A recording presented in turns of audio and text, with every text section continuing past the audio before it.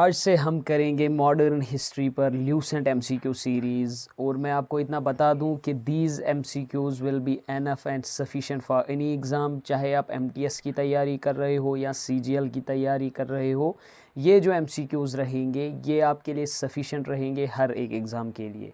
और हम modern history के हर एक टॉपिक को कवर करेंगे, एक एक वीडियो में हम एक एक टॉपिक को कवर करेंगे। सबसे पहला टॉपिक जो रहता है मॉडर्न हिस्ट्री का वो होता है एडवेंट ऑफ यूरोपियंस। पहले हम इस चीज़ को समझेंगे कि एडवेंट ऑफ यूरोपियंस में हमें क्या पढ़ना होता है। एडवेंट ऑफ यूरोपियंस में हमें पढ़ना होता है जो वेस्ट से लोग आए इंडिया में, चाहे वो ट्रैवलर्स थे या वो ट्रेडर्स बनकर आए इंडिया में। लेकिन फिर धीरे धीरे उन्होंने क्या किया, अपना पावर उन्होंने एस्टेब्लिश किया इंडिया में। जैसे आप पढ़ते हो ना, ब्रिटिशर्स वो आए पहले ट्रेडर्स बन के, फिर धीरे धीरे उन्होंने अपना इन्फ्लुएंस डाला इंडिया पे और अपना पावर एस्टेब्लिश किया। तो ये सारी चीज़ें हमें एडवेंट ऑफ यूरोपियंस में पढ़ना है। सबसे पहले जो यूरोप के लोग आए थे इंडिया वो थे पुर्तगीज़। ठीक है, पुर्तगीज़ आए थे 1498 में। कौन आया था आप सब जानते हो, वास्को डी गामा आया था केप ऑफ गुड होप से होते हुए। ये क्वेश्चन कभी आता है कि वास्को डी गामा कहाँ से आए थे। केप ऑफ गुड होप आप याद रखो, ठीक है।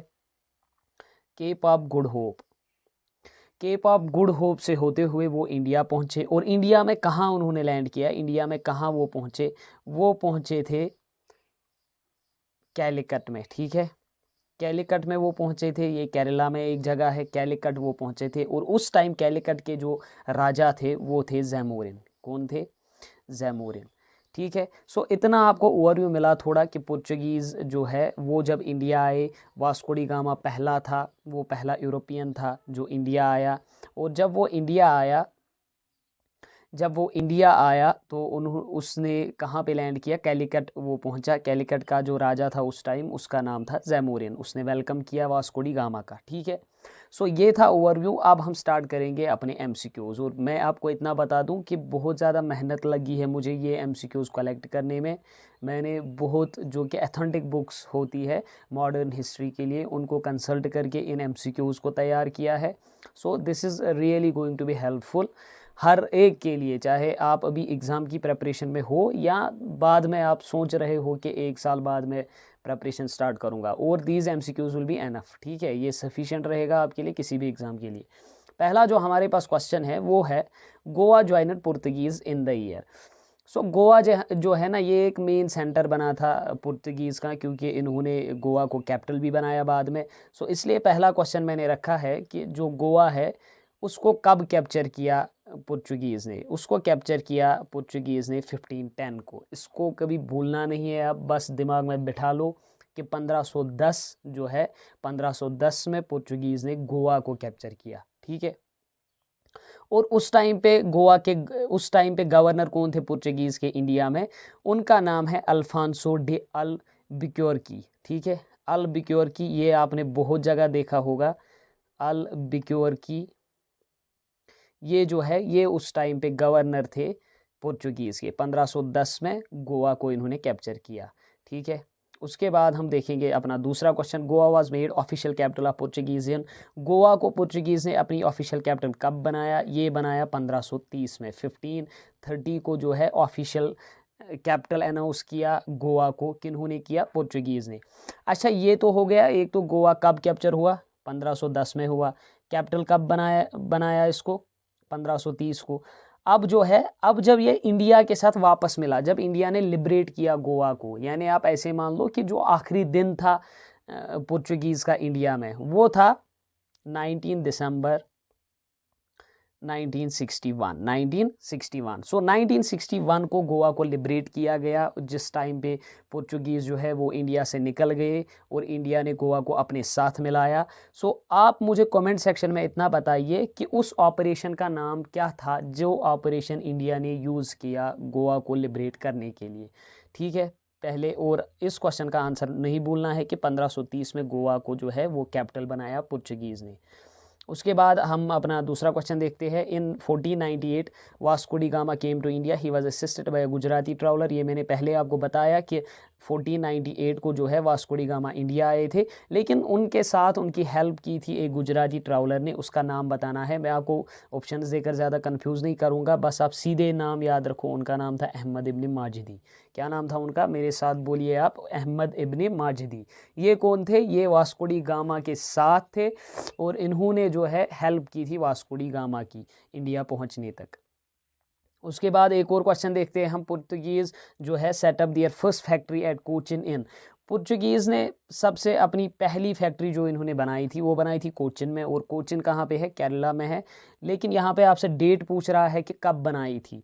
1503 को। आप थोड़ा बहुत अगर आपको इतना याद रहेगा कि 1400 जो है 1498 को ये आए थे, और फिर उसके बाद कुछ साल बाद ही 4-5 साल बाद यानी 1503 को जो है इन्होंने अपनी पहली फैक्ट्री सेट की थी कोचिन में। ठीक है, इसको नहीं भूलना है। एक और क्वेश्चन है, विच of the following was the trading company of Portuguese. ये एवरग्रीन क्वेश्चन है, हर एक क्वेश्चन में, हर एक एग्जाम में एज इट इज़ क्वेश्चन पूछा जाता है। जिस तरह मैंने आपके सामने क्वेश्चन रखा है बिल्कुल इसी तरीके से क्वेश्चन आता है। आपको बोलना है कि इनमें से ट्रेडिंग कंपनी कौन थी पोर्चुगीज़ की, west Europe, Almeida company, Estado India या नन ऑफ दीज। सो इस क्वेश्चन का राइट आंसर रहेगा एस्टाडा इंडिया। एस्टाडा इंडिया एक ट्रेडिंग कंपनी थी जिसको सेट किया था पोर्चुगीज़ ने। ठीक है, इस चीज़ को नहीं भूलना। एक और क्वेश्चन हम देखेंगे, which of the following is associated with blue water policy. इनमें से ब्लू वाटर पॉलिसी के साथ कौन एसोसिएटेड है। पहला क्वेश्चन है नैनो डी कूना। अच्छा, ये कौन है, ये भी एक गवर्नर थे।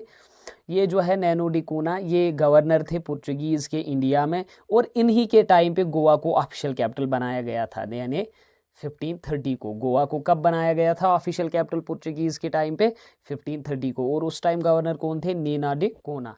सो ये जो चीज़ें मैं आपके साथ डिस्कस कर रहा हूँ ना, ये इसलिए क्योंकि ये पूरा टॉपिक हमें 10 मिनट में इसको निपटाना है। ठीक है, कुछ नहीं बचना चाहिए पीछे। बस मैं जितना इस सीरीज़ में आपके साथ डिस्कस करूँगा ये एनफ रहेगा मॉडर्न हिस्ट्री के लिए।